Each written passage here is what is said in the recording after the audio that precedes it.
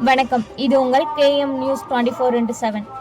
கல்வராயன் மலை கிலாக்காடு ஊராட்சியில் அமைந்துள்ள கண்ணூரில் இருந்து செலம்பை ஆவலூர் வழியாக சிட்லிங் பழங்குடியினர் மருத்துவமனைக்கு செல்லும் சுமார் 4 கிலோமீட்டர் மண் சாலை மழைக்காலங்களில் சேரும் சகதியுமாக மாறுவதால் கர்ப்பிணிகள், முதியவர்கள், நோயாளிகள் மற்றும் பள்ளி மாணவர்கள் என அனைவரும் பெரும் சிரமத்தை சந்தித்து வருவதாக கூறப்படுகிறது.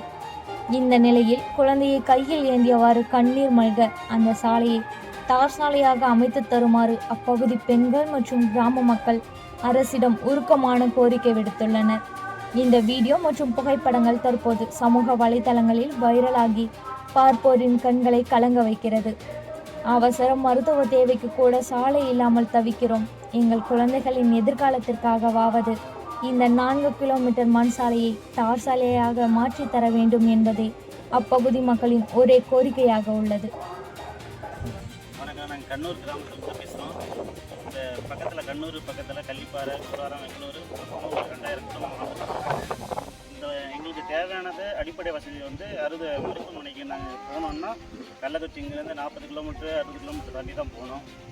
இதே பக்கத்தில் சிட்லிங் அரூர் டிஸ்ட்ரிக்டில் வட்டத்தில் தாலுக்காவில் சிட்லிங் ஹாஸ்பிட்டல் இருக்குது, பழங்குடியினர் இருக்குது. அந்த ஹாஸ்பிட்டலில் நாங்கள் போனோம்னா 4 மணி நேரத்தில் போய் 4 கிலோமீட்டரில் போயிடலாம்.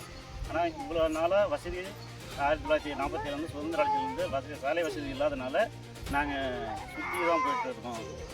70 கிலோமீட்டர் சுற்றி சிட்லிங் ஹாஸ்பிட்டல் நாங்கள் இப்போ யூஸ் பண்ணிருக்கோம். அதுவே இது ஷார்ட்கட்டில் எங்களுக்கு ஒரு வழி சாலை வசதி ஏற்படுத்தி கொடுத்தா நல்லாயிருக்கும். யாருக்கு உடம்பு சரியில்லைனாலும் போய் தான் அப்படி நாங்கள் கீழே சிட்லிங் போக வேண்டியதாக இருக்குது. ஏன்னா இந்த தாரோட வசதி வந்தால் எங்களுக்கு ஒரு அரை மணி நேரத்தில் நாங்கள் ஹாஸ்பிட்டலுக்கு போயிடலாம். ஆனால் நாங்கள் இந்த கரும்பு போகிறதுனால ரொம்ப லேட் ஆகுது.